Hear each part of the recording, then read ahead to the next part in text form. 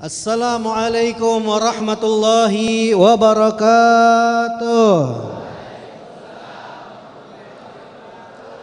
Qala al-Imam Sayyid Muhammad bin Alwi al-Maliki al-Hasani fi kitab Khasaisil Muhammadiyah ila an qala rabi'an yusru syariatil Muhammadiyah. Meneruskan istiqomah kita setiap malam Selasa akan membahas tentang yaitu keutamaan milik umat baginda Nabi Muhammad sallallahu alaihi wasallam, yang mana As-Sayyid Abuya Muhammad bin Alwi al-Maliki al-Hasani beliau akan membahas tentang yaitu keutamaan yang 4, kemudahan syariat ajaran umat Nabi Muhammad sallallahu alaihi wasallam. Wa min khasaisi hadhil ummah anna syari'ataha aisaru syara'i. Di antara kekhususan umat Nabi Muhammad sallallahu alaihi wasallam, bahwasannya ajaran syariatnya Nabi itu paling mudah, paling gampang di antara syariat-syariat yang pernah diturunkan oleh Allah Subhanahu wa taala kepada para rasul.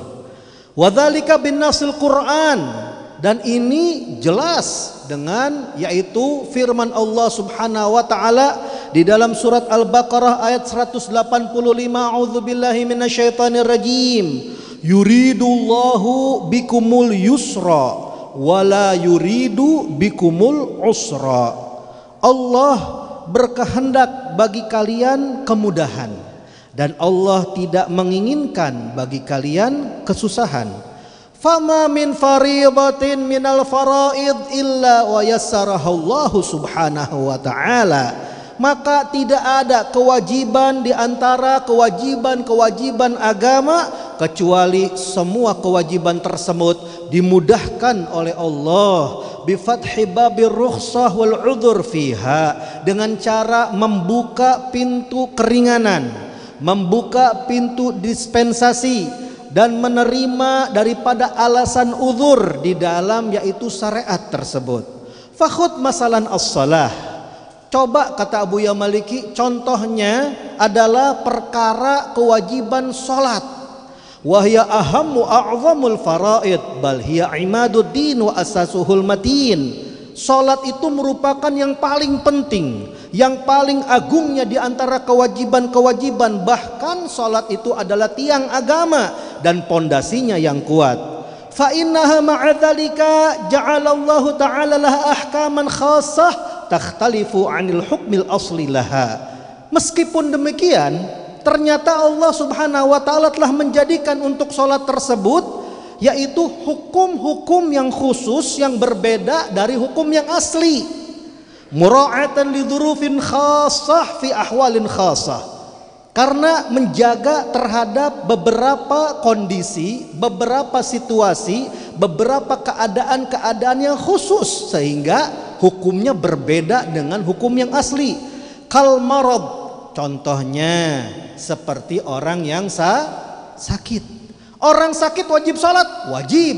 Tapi kalau nggak bisa berdiri, boleh duduk. Nggak bisa berduduk, boleh tiduran. Nggak bisa tiduran juga, boleh dengan gerakan yaitu isyarat mata. Nggak bisa juga, boleh dengan hati. Ini bagi orang yang sakit. Begitu juga wassafar, orang yang bepergian. Boleh orang untuk menjamak sholatnya, boleh jamak takhir, boleh jamak takdim.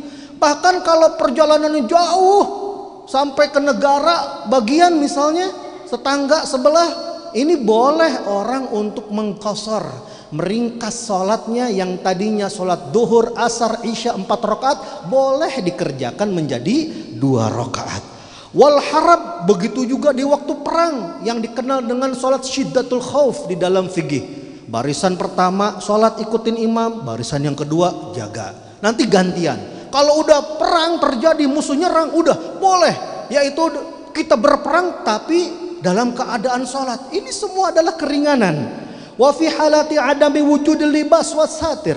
Begitu juga sholat di waktu tidak ada yang namanya pakaian untuk menutupi. Misalnya orang pakaiannya kotor, kena najis, gimana hukumnya? Boleh sholat hurmatul wagat, tetap sholat tapi nanti digodok. Atau misalnya nggak ada pakaian yang lengkap, cuman ada sarung doang, boleh sholat pakai sarung. Yang penting apa? Ketutupan auratnya. Oh nggak bisa juga, ya udah yang penting ketutupan kemaluannya. Oh nggak bisa juga, ya udah kemaluan depan. Sampai dibahas seperti itu di dalam fikih. Au adami ma'rifatil qiblah, atau nggak tahu arah kiblat di mana, maka boleh berijtihad dengan cara apa? Kita pakai yang namanya kompas, arah barat kemana nih? Atau nggak ada kompas juga, boleh berijtihad mau arah mana aja. Ini adalah keringanan-keringanan di dalam agama. Au nisyaniha, atau lupa ngerjain sholat, namanya uzur, orang lupa wajar. Au naum anha, atau gara-gara ketiduran nggak sholat, hukumnya gimana? Boleh diqadha. Inilah syariat-syariat yang luar biasa yang diberikan oleh Allah Subhanahu wa taala kepada umat Nabi sallallahu alaihi wasallam, sehingga Rasul sallallahu alaihi wasallam bersabda, "Innallaha radiya li hadhil ummah al-yusra." Sesungguhnya Allah senang, ridha kepada umat ini kemudahan.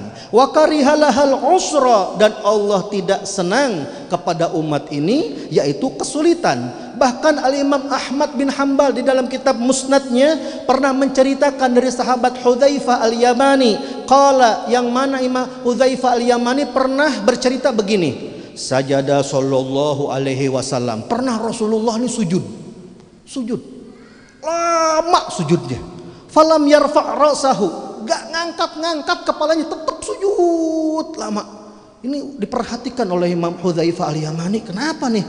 Hatta dhananna anna nafsuhu gubid.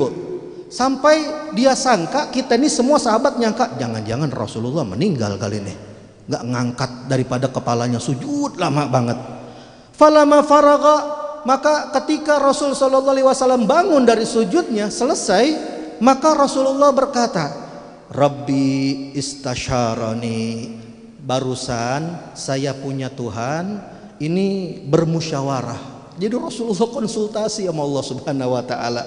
Rasulullah dimintakan pendapatnya, yang mana ini ceritanya panjang. Wa fihi, di dalam hadis tersebut Rasul sallallahu alaihi wasallam berkata, wa ahallalana katsiran mimma syaddada ala man qablana. Allah telah menghalalkan kepada kita banyak sekali perkara-perkara yang mana itu berat atas daripada orang-orang terdahulu dari umat-umat. Orang-orang dulu berat syariatnya, kita diperbolehkan banyak sekali kata Rasulullah. Sehingga saking banyaknya hal-hal yang diperbolehkan di dalam agama, walam yaj'al alaina fid dunya min haraj, sehingga Allah tidak menjadikan untuk kita di alam dunia ini kesusahan, kesempitan, gak ada bagi umat Nabi SAW. Falam ajid syukran illa hadhihi sajdah, sehingga saya tidak menemukan cara untuk bersyukur kepada Allah Subhanahu wa taala kecuali sujud syukur ini kepada Allah Subhanahu wa taala. Wa kana sallallahu alaihi wasallam yaftakhir bi hadhihi ni'mah tahaddusan bi ni'matillahi wa yaqul, sampai-sampai Rasulullah ini bangga dengan nikmat ini, sampai Rasulullah ini tahadusan bi ni'mah, memperlihatkan nikmat Allah yang diberikan kepada umatnya, seraya berkata, inni bu'ithtu bil hanifiyati samhah, sesungguhnya saya, kata Rasulullah, diutus dengan hanifiyah samhah, ajaran agama yang lurus, nggak ada kesesatan di dalamnya, juga ajarannya itu begitu mudah, syariat agama yang penuh dengan toleransi.